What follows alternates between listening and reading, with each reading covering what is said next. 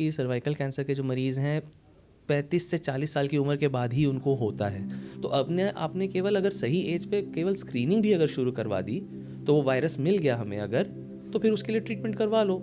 मशहूर एक्ट्रेस पूनम पांडे का आज सर्वाइकल कैंसर की वजह से डेथ होना एक चर्चा का विषय बन गया है। अभी तक सर्वाइकल कैंसर पे लोगों ने ना तो ज़्यादा चर्चा की है और ना ही ज़्यादा अवेयरनेस है।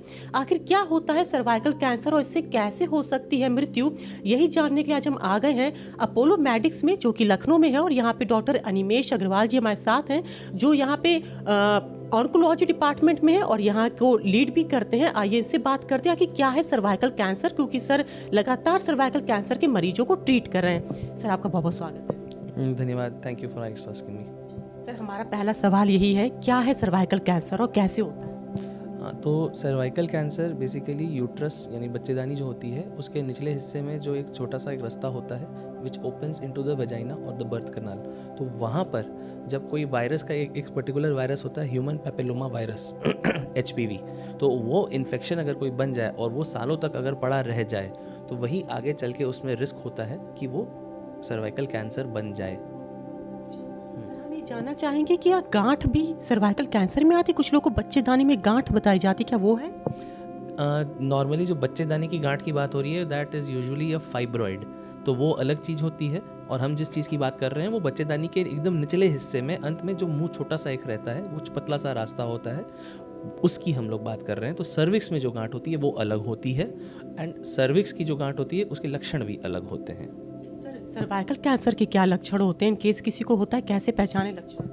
हाँ, तो नॉर्मली तो जैसे इसकी शुरुआत छोटी चीज़ों से होती है कि मान लीजिए कि सेक्स के टाइम आपको पेन फील हो रहा है, या सेक्स के टाइम थोड़ी ब्लीडिंग होने लगी, या फिर उसके बाद होगा कि इन बिटवीन पीरियड्स ब्लीडिंग होने लग गई, या जो पीरियड्स आते हैं वो ज़्यादा हैवी आ रहे हैं, इस तरह के सिम्टम्स हो सकते हैं। फिर वहाँ पे जब कभी इन्फेक्शन बन जाए पड़े पड़े तो फिर वो इन्फेक्शन से फिर डिस्चार्ज आने लगता है। तो डिस्चार्ज यानी फिर गंदगी आती है, फाउल स्मेलिंग होती है, बदबू जैसे रहता है, इस तरह के लक्षण टिपिकली होते हैं। और जैसे जैसे फिर बीमारी बढ़ती चलती है तो फिर उसकी वजह से फिर दर्द वगैरह शुरू हो सकता है, फिर और भी दिक्कतें आ सकती हैं। सर क्या सर्वाइकल कैंसर के भी कई प्रकार होते हैं?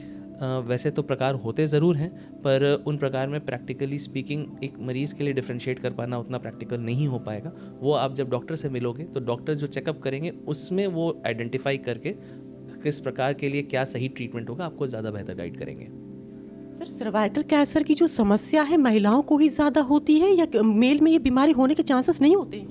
नहीं, क्योंकि जो सर्विक्स है वो बेसिकली यानी कि बच्चेदानी के मुंह का रास्ता है, तो यूट्रस लेडीज़ का है, तो it is essentially a disease of ladies. Sir क्या सर्वाइकल कैंसर क्यूरेबल है? क्या इसको? बिल्कुल क्योरेबल है, एब्सोल्युटली क्योरेबल है। अगर हमें अर्ली स्टेज में मिले तो हमारा तो 90% के ऊपर भी क्योर रेट्स हैं हमारे।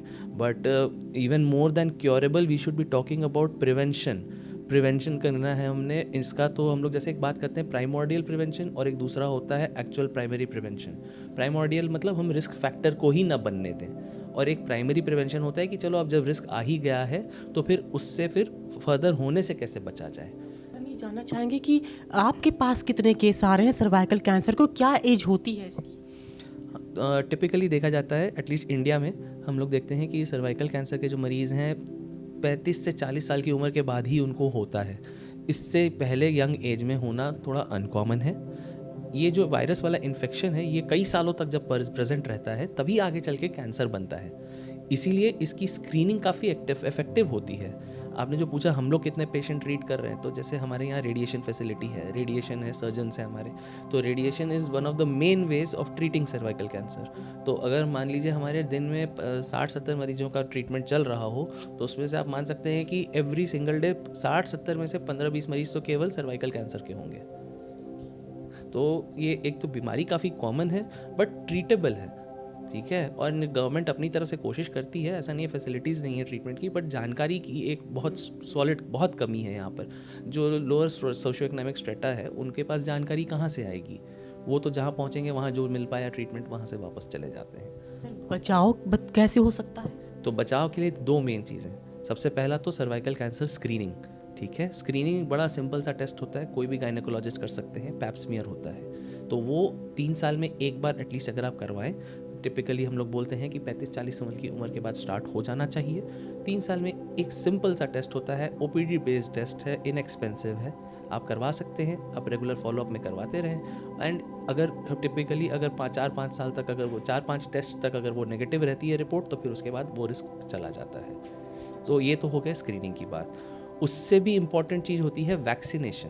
तो सर जो वायरस है HPV वायरस, इसके अगेंस्ट वैक्सीन अवेलेबल है, जो अभी तक केवल इंटरनेशनल कंपनीज़ की आती थी, तो पर डोज काफ़ी एक्सपेंसिव होती थी, 5-6 हज़ार पर डोज कॉस्ट आती थी उसकी।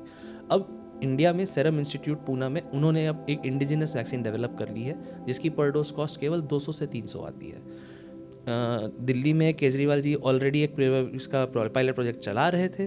अब तो निर्मला सीतारमन जी ने भी अभी कल के बजट में अनाउंस कर दिया है, the present government, the India government will also encourage introduction of the vaccine in the universal immunisation programme. तो इंडिया में हर इम्यूनाइजेशन प्रोग्राम जो होता है, हर बच्चों का एक शेड्यूल होता है, जो कि इंडिया की गवर्नमेंट रिकमेंड करती है कि इतने तो होने ही होने हैं, ठीक है। तो उसमें इस वैक्सीन को ऐड किया जाएगा। तो स्कूल गोइंग एज के जो गर्ल्स होती हैं, तो 9 से 15 की उम्र के जो बच्चे होते, लड़कियां होती हैं, उनके लिए ये वैक्सीन लगाई जाती है, 1 या 2 dose depending on exact as. Sir मेरा एक सवाल ये भी है, अब तो सर्वाइकल कैंसर की वैक्सीन है, लेकिन जो 1990 की पहले की जनरेशन है, 1990 की जनरेशन है, उनमें क्या ये होने के चांसेस है? क्योंकि उस टाइम पे तो सर्वाइकल कैंसर की कोई मुझे लग रहा है ऐसी थी नहीं वैक्सीन। नहीं, वैक्सीन एक्चुअली आई है अप्रॉक्सीमेटली, आप मान सकते हैं लगभग 10-15 साल हुए उसे आए। इंडिया में लॉन्च हुए अभी उसे 5 साल से ऊपर हो तो चुका है, बट क्योंकि इतनी एक्सपेंसिव थी तो it was out of reach for most people. अब लेकिन क्योंकि ये एक इंडिजिनस वैक्सीन आ गई है, गवर्नमेंट उसको इनकरेज करेगी, तो नेशनल इम्यूनाइजेशन प्रोग्राम में आ जाएगा। तो ये आगे चल के तो definitely we will see a sharp reduction in cervical cancer as long as people are aware about it. हाँ, जहाँ तक आप जो पूछ रहे हो एक बात 1990 के पहले की जनरेशन, तो येस अनफॉर्चुनेटली उनके लिए तो ये ऑप्शन था ही नहीं, क्योंकि तब ये वैक्सीन नहीं थी। तो हम लोग तो इस ग्रुप के जो लेडीज़ होंगी, उन लोग के लिए cervical cancer screening is a very good option. ये जो वायरस है, इसका इन्फेक्शन एक बार आता है तो उसको कैंसर बनने में 10 से 20 साल का वक्त लगता है। तो आपने केवल अगर सही एज पे केवल स्क्रीनिंग भी अगर शुरू करवा दी, तो वो वायरस मिल गया हमें अगर, तो फिर उसके लिए ट्रीटमेंट करवा लो, बात ख़त्म, कैंसर कभी बनेगा ही नहीं। सर कॉस्ट क्या होती है? OPD बेसिस पे होता है, वो तो डिपेंड करता है आप कहाँ करवा रहे हो। सरकारी में तो फ्री ऑफ कॉस्ट होती है ये टेस्टिंग, एंड प्राइवेट हॉस्पिटल्स में भी इट्स नॉट वेरी एक्सपेंसिव। यानी फर्स्ट तो आपको स्क्रीनिंग ही करानी है। एब्सोल्युटली। अभी करंटली जो एज लेडीज़ हैं हु आर एट रिस्क, उनके लिए screening is the way to go. Screening क्या पेनफुल होती है? किस तरह की स्क्रीनिंग होती है? एक कोई भी गायनेकोलॉजिकल एग्जामिनेशन अगर आपने जैसे कभी भी करवाया हो, तो it is something like that only. The test itself is painless. एक बहुत हल्का सा थोड़ा सा सैंपल निकाला जाता है, पेनलेस टेस्ट होता है, और फिर उसकी रिपोर्ट 2-3 दिन में बन जाती है। सर ये सैंपल कहाँ से निकालते, लाइक कोई ब्लड? गायनेकोलॉजिस्ट करते हैं ये टेस्ट। ये पेल्विक एग्जामिनेशन होता है, यानी बच्चे देने की रास्ते, क्योंकि हम लोग सर्विक्स की बात कर रहे हैं, बच्चेदानी के मुंह की बात कर रहे हैं, तो वहाँ से एक सैंपल लिया जाता है। बट वो टेस्ट पेनलेस होता है, कोई भी गायनेकोलॉजिस्ट कर सकते हैं। डेथ रेट क्या है? अपने यूपी में बात करें तो डेथ रेट क्या है? ये अनफॉर्चुनेटली काफ़ी हाई है। हम लोग बात करें अगर, तो for every 10 patients who are diagnosed with this disease, around 4 will lose their lifes, ठीक है। तो that is very sad. In a preventable cancer that should not be the case. और ख़ास करके अगर अर्ली स्टेज में मिल जाए, तो हम लोग तो 90% क्योर रेट्स की बात कर रहे हैं अनफॉर्चुनेटली, लेकिन 20% पेशेंट्स हमें लास्ट स्टेज में मिलते हैं, ठीक है। तो अभी ये एक बहुत बड़ा गैप है जिसको हमें ब्रिज करने की ज़रूरत है। तो काफ़ी हद तक तो जानकारी का भी इशू है, एंड जहाँ तक लोग अवेयर होंगे तो ज़्यादा स्क्रीनिंग कराएंगे, स्क्रीनिंग से ज़्यादा अर्ली स्टेज डिटेक्शन होगा, अर्ली स्टेज डिटेक्शन या फिर इवन प्रिवेंटेबल स्टेज भी हमें मिल जाएगा। एंड अगर वैक्सीनेशन धीरे धीरे जैसे अपटेक बढ़ेगा, तो may be even the numbers will go down. बहुत बहुत धन्यवाद सर हमसे बात करने के लिए। तो डॉक्टर अनिमेश अग्रवाल जी थे जो हमसे बात कर रहे थे, जिन्होंने ये बताया कि कितना ज़्यादा ये जो डेथ रेट है इसके बढ़ रहे हैं। 10 में से 4 लोग अपनी ज़िंदगी गंवा दे रहे हैं, और इसका कारण सिर्फ ये है कि लोगों को लक्षण देर से पहचान में आते हैं, लास्ट स्टेज पे वो हॉस्पिटल आते हैं, जिस वजह से उनकी ज़िंदगी बचाना बहुत मुश्किल हो जाता है। तो अगर आपको सर्वाइकल कैंसर से बचना है, तो उन्होंने ये भी बताया कि स्क्रीनिंग 35 से 40 साल की उम्र में आप ज़रूर करा लें। तो इसमें स्क्रीनिंग के ज़रिए जो भी लक्षण होंगे वो सामने आ जाएंगे।